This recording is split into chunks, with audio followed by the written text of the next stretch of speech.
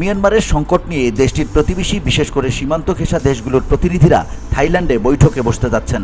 ভারত, চীন সহ 6 দেশের এই বৈঠকে থাকছে বাংলাদেশও।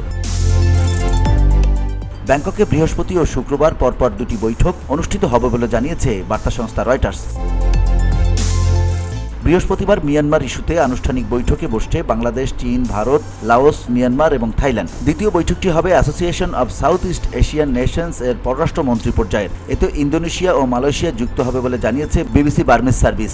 তবে এটিতে মিয়ানমারের জান্তা সরকারের পররাষ্ট্রমন্ত্রী অংশ নিচ্ছেন কিনা তা নিশ্চিত নয় বলে তথ্য রয়টার্সের।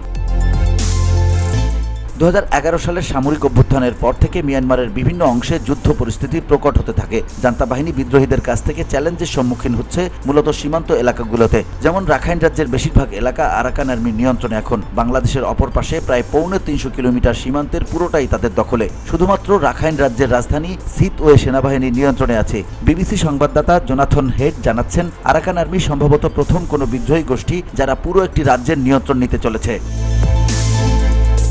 বাংলাদেশের প্রধান উপদেষ্টার রোহিঙ্গা সংক্রান্ত বিশেষ প্রতিনিধি খলিলুর রহমান সম্প্রতি ঢাকায় এক সেমিনারে আরাকান আর্মির সঙ্গে যোগাযোগের উদ্যোগ নেওয়ার ইঙ্গিত দিয়েছিলেন। তিনি বলেন, ইতিমধ্যেই উদ্যোগ নেওয়া হচ্ছে যাতে অন্তত সীমান্ত ব্যবস্থাপনার ব্যাপারে আরাকান আর্মির সঙ্গে যোগাযোগ থাকে। যদিও আরাকান আর্মির সাথে বাংলাদেশ সরকারের যোগাযোগ হয়েছে কিনা কিংবা যোগাযোগের সিদ্ধান্ত চূড়ান্ত হয়েছে কিনা সেটি এখনও পরিষ্কার নয়। রোহিঙ্গা ইস্যুতে অন্তর্বর্তী সরকারের নীতিতে পরিবর্তন দেখা যাচ্ছে মন্তব্য করে বাংলাদেশের একজন নিরাপত্তা বিশ্লেষক ব্রিগেডিয়ার জেনারেল অবসরপ্রাপ্ত বাইজিদ সরোয়ার এই বৈঠককে বাংলাদেশের জন্য একটি ভালো সুযোগ হিসেবে দেখছেন। অন্যদিকে রাখাইনে ভারত ও চীনের ভূরাজনৈতিক ও অর্থনৈতিক স্বার্থ পরস্পর বিপরীতমুখী বলে পর্যবেক্ষণ মিয়ানমারে নিযুক্ত বাংলাদেশের সাবেক কূটনীতিক মেজর অবসরপ্রাপ্ত এমদাদুল ইসলামের। VOD Bangla news desk.